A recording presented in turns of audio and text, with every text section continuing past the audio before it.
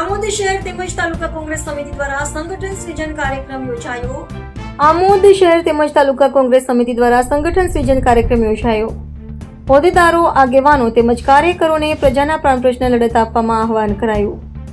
નવનિયુક્ત પ્રમુખોની વરણી અંગે હાજર કાર્યકરોને સાંભળવામાં આવ્યા.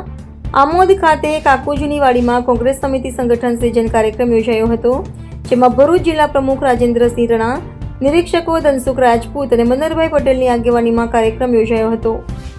સમગ્ર કાર્યક્રમમાં ઉપસ્થિત નિરીક્ષકોએ શહેર અને તાલુકા સંગઠન મજબૂત બનાવવા માટે સોશિયલ મીડિયામાં ચર્ચા કરતા જમીની સ્તરે શહેર અને ગ્રામ્ય વિસ્તારમાં લોકો વચ્ચે જવા ઉપસ્થિત અગ્રણીઓ અને કાર્યકરોને જણાવ્યું હતું. કાર્યાલયમાં ઉપસ્થિત કોંગ્રેસી કાર્યકરોમાં ઉત્સાહ અને જોશ પૂરવાની કોશિશ કરી હતી. આ તબક્કે ઉપસ્થિત હોદ્દેદારો અને કાર્યકર્તાઓની સલાહ સૂચન સાંભળવામાં આવ્યા હતા. આ પ્રસંગે આમોદના આગેવાન મહેમૂદ કાકોજી, તાલુકા પ્રમુખ નરેન્દ્ર પટેલ, યુવા કોંગ્રેસ પ્રમુખ કેતન મકવાણા, શહેર પ્રમુખ મહેશભાઈ પટેલ, માજી પ્રમુખ સાજીદભાઈ રાણા તેમજ ગ્રામ્ય વિસ્તારના સરપંચો સહિત આગેવાનો કાર્યકરો ઉપસ્થિત રહ્યા હતા. Reporter Akbar Belim, Kanam express news, Bharuch.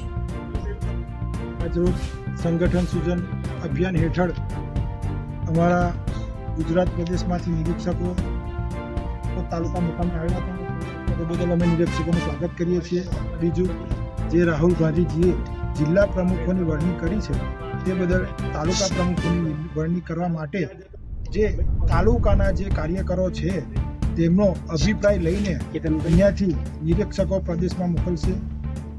બસ આટલા માટે સંગઠન સૂચન અભિયાનની અમારે મીટિંગ હતી, તે સંપૂર્ણપણે સફળ.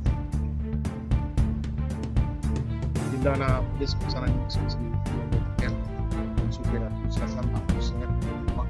સમીક્ષા બેઠક કરી આગામી 70 દિવસ બાકી છે સ્થાનિક સ્વરાજ્યના ઇલેક્શનની તૈયારીઓના ભાગરૂપે સંગઠનની બેઠકમાં સમીક્ષા સંગઠનની કરવાની તેના ભાગરૂપે આપવામાં આવ્યા છે.